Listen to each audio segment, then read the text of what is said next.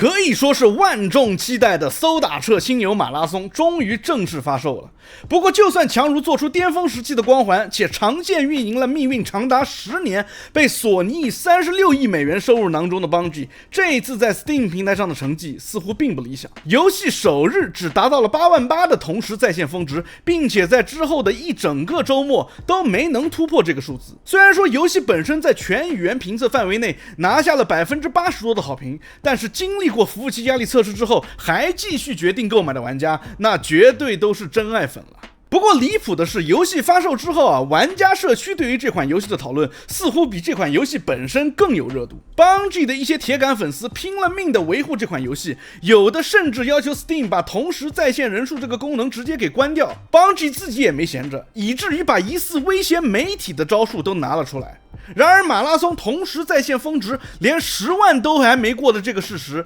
絕對不是索尼花了36億美元之後再砸進去4億美元的開發宣發成本所希望看到的数字。而且這還不是全部啊，這件事情最微妙的地方在於，就在馬拉松发售的前一天，服務器壓力測試剛結束之後不久，彭博社就爆料說索尼已經決定重回主機獨佔的策略，以後的第一方單机遊戲將不再移植 PC 平台。你是不是以为索尼要回歸初心了？在我看来，這不過是索尼下注服務型遊戏失敗之後的病急亂投醫。所以今天的這期節目，我想聊聊馬拉松發售之後發生的各種奇聞異事，以及對於索尼來說，回歸單機獨佔的策略到底能不能讓 PlayStation 再次偉大。歡迎聊隊友頻道，我是老九。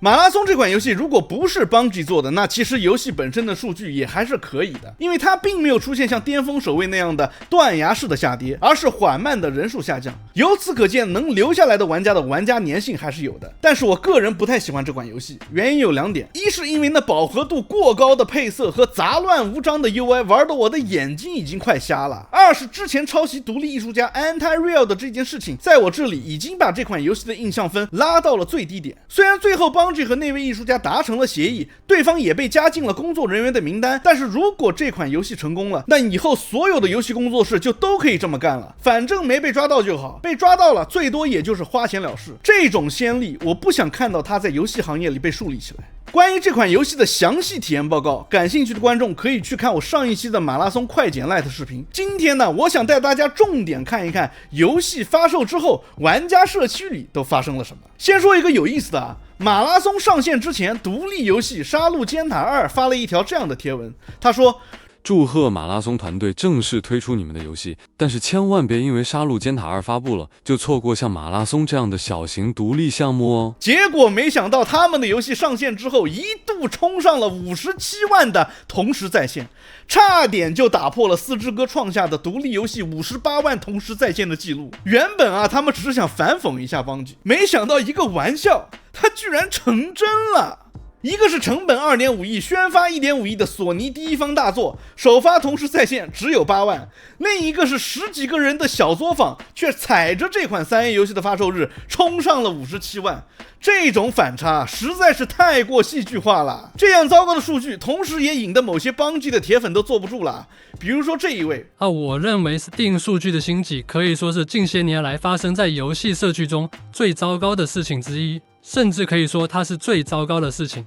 再比如說這位啊，我真希望能把 Steam DB 關掉，把 Steam 上的玩家人数数据全都抹掉，它就是游戲界最有毒的東西。然後最搞笑的是这位，他在3月5號遊戲發售之前他說道：我已經等不及要看馬拉松的 Steam 人數了，那會讓那些失敗的宅男徹底痛哭流涕。結果等到遊戲發售之後啊，他的態度竟然發生了180度的大轉彎。他說道：我們應該把 Steam 玩家的人數數據給藏起來，他除了製造有毒的言論，什麼都幹不了哦。真的，你是要把我笑死啊！這種 Steam 數據有毒，呼籲關閉 Steam 數據的迷惑言論，從 Beta 人數腰斬的時候就開始在社交媒體上散布了。說到底，他們之所以想要把 Steam 的數據庫給搬掉，就是因為這些數據真實的反映了一個遊戲的現狀。只因為現在自己喜歡的遊戲表現得不好，就說 Steam DB 有毒，這麼自欺欺人的人我還是第一次見。而且 SteamDB 其實都不是 Steam 自己做的，而是 Steam 開放了數據的 API， 別人拿去做的網站而已。放眼整個遊戲行業啊，除了 Steam 會提供這種數據的 API， 你見過哪個其他遊戲平台會給你這個入口嗎？這唯一一個公正透明的，可以讓玩家在購買遊戲之前做參考的信息渠道，竟然也能被說成有毒，也能被說成 toxic，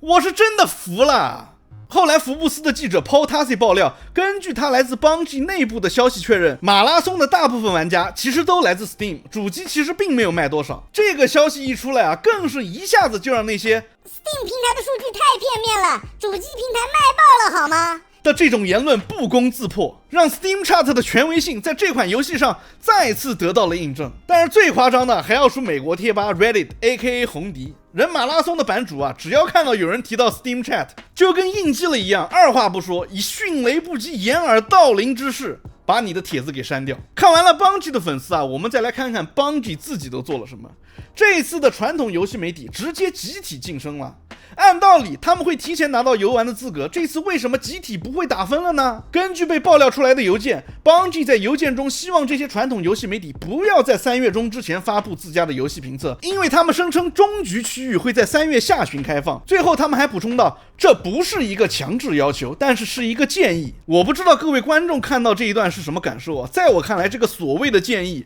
讓我非常的不舒服，甚至感到一絲話裡有話的感覺。他們找的理由啊也是非常的牽強，還說什麼終局地圖。如果說你遊戲發售的時候都是不完整的，那你為什麼還要發售呢？為什麼不把遊戲先做完呢？你這樣延遲評測的要求對其他的遊戲公平嗎？這些傳統遊戲媒體啊也是十分的配合，到現在我都還沒有看到一家主流遊戏媒体給馬拉松打出具體的分數。不過想想也是啊，他們可不想在未來丟掉第一手評測索尼本家遊戲的機會，進一步印證了這些傳統遊戲媒体就是收錢辦事的廣告機器的本質，就是 Access Media。後來還有玩家發現啊，遊戲的充值系統在剛上線的時候又出現了這種正好就差20點才夠錢買東西的傳統異能，皮膚賣你1120點，但是你充值只能充到1100，擺明了就是逼你多充值，逼你買完還有餘額，然後下次再消費。雖然說這個情況現在已經被 Bungie 改掉了，但是我敢說，如果不是上次抄襲門鬧得這麼大， Bungie 公司的聲譽掉得那麼厲害，索尼投資又投了那麼多，再加上現在的銷量不佳，他們絕對是不會修得這麼快的。好了，笑話講完了，接下來的事情就有點嚴肅了。馬拉松賣成這樣，後面大規模的裁員可以說是不可避免。要說索尼其他的那些服務型遊戲好賭輸了也就罷了，可是現在就連索尼心中贏面最大、最會做服務型遊戲、花了大價錢買回來的 Bungie， 現在也要賭輸了。這其實我覺得對索尼的衝擊應該還是挺大的。索尼在服務型遊戲這條路上基本上已經沒有什麼牌可以打了。之前 PlayStation 在馬拉松工作之後宣布恢復獨占，在我看來並不是什麼回歸初心的信號，而是幾次決策重大失敗之後的病急亂投醫。要理解為什麼，我們得首先把索尼做 PC 移植這件事情背後的邏輯先說清楚。索尼把第一方大作陸續搬上 Steam， 表面上是開拓 PC 市場，但真正的算法其實有2層。第一層就是表面的那一層，多一個平台多一份收入，但第2層才是關鍵。索尼希望 PC 玩家在玩過這些第一方大作之後能被轉化成為未來潛在的 PlayStation 用戶，所以他始終不肯在 PC 上同步發售第一方的遊戲。畢竟遊戲放在 Steam 上 G 胖要抽走 30%， 但如果這個玩家最終去買了 PS5 買了 PS Plus 的會員，又在 PSN 上消費了，那掙到的錢可都是索尼自己的。說白了， PC 移植在索尼的預想中是拉新的手段，而不是終點。甚至我之前聊索尼的視頻裡還提到，索尼一度考慮過自己去做一個 PC 啟動器，同步發售第一方遊戲，並且實現跨平台購買，讓你買一份就能在2個平台上玩，直接把 PC 用戶圈在自己的生態裡，徹底繞開 Steam 的抽成。但是從索尼這幾年的財報來看，這種延遲上線的 PC 移植不僅沒能把 PC 用戶轉化成 PlayStation 的未來潛在用戶，而且 PS 本家遊戲也根本沒有他們想象中的那麼吸引人。在索尼最新的財報裡，你可以看到這個 Other Software， 也就是 PC 移植的營收所佔營收總額的比例是非常小的。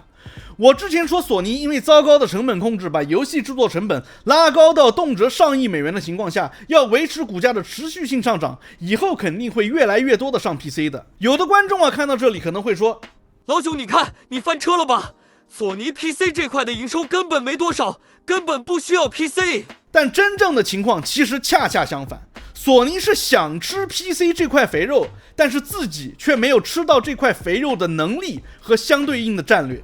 PC 營收可以很大，大到什麼程度呢？大到直接佔總收入的50%。為什麼這麼說呢？這就不得不提卡普空最新的財報了。卡普空最新財報第4頁的問答部分明確提到了，截至第3季度 PC 遊戲的銷量已佔總銷量的約50%，我們預計這個比例會繼續上升，因此我們將進一步加強 PC 遊戲的開發框架，從怪物獵人荒野的性能挑戰中積累到的技術經驗將應用到未來的遊戲開發中。讀到這裡啊，這一下子答案就很明了了，不是 PC 市場不賺錢，也不是 PC 玩家不捨得花錢，而是你索尼做的遊戲和延遲發售的策略在 PC 市場賺不到錢，你索尼的遊戲在 PC 玩家的眼裡沒有那麼吸引人，僅此而已。如果你沒有 all in 服務型遊戲，第一方遊戲足夠多，足夠好玩，足夠能從眾多 PC 游戲中脫穎而出，那 PC 上的玩家絕對是會買賬的。最好的例證就是上文提到的卡普空，他們家的遊戲在主機和 PC 同步發售，荒野這種雖然爛，但是這幾年老卡家的遊戲還是好玩的佔大多數的啊。索尼呢，主機版的遊戲發售之後要等大半年甚至1年之後才出 PC 版，熱度早就涼透了。定價它還要賣全價，再加上這幾年 DEI 在索尼內部大行其道，各種政治正確元素防不勝防。PC 玩家可以說是這個星球上最不缺遊戲玩的那一群人了。你一款老遊戲賣全價，還要在遊戲中教育玩家，那玩家為什麼要買單呢？所以索尼現在說要回歸獨佔，與其說是戰略轉型，不如說是承認了他們彆扭的 PC 戰略沒走通之後的退守。但問題是，退守回來之後，然後呢？獨佔的策略想要真正奏效，前提是你得有足夠硬、足夠多的獨佔遊戲來撐場子啊。就現在索尼砍了這麼多間工作室啊，主力工作室除了失眠組的金剛狼，其他的要麼還在做服務型遊戲 DEI 遊戲，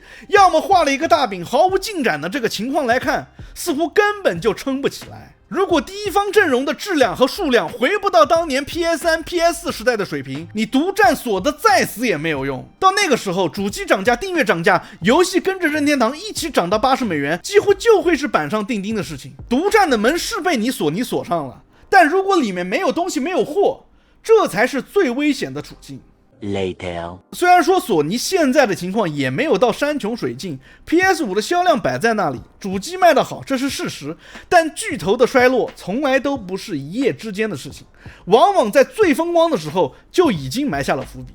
馬拉松的不及預期單獨拿出來看，也許還能解釋成一次壓注的失誤，但是如果把它放在索尼整體的服務型遊戲大戰略中去看它的話，這就不是運氣問題了，而是整體方向性的錯誤。更關鍵的是，今天的主機市場已經變了。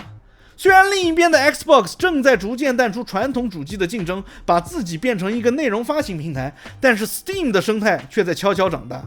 當然 Steam 主機的未來也充滿了不確定性，硬件價格的上漲、顯卡成本的波動都可能影響這個設備的普及。不過不管怎麼樣，一個更加開放的平台生態正在慢慢挑戰過去那種封閉的主機模式。所以索尼現在回歸獨佔，也許能穩住一部分的基本盤，但它解決不了一個更大的問題，那就是當玩家的選擇越来越多的時候，光靠把門鎖起來是留不住人的。真正決定 PlayStation 未來的從來都不是獨佔，而是它還能不能繼續持續性的做出那種讓玩家熱淚盈眶的好玩的遊戲。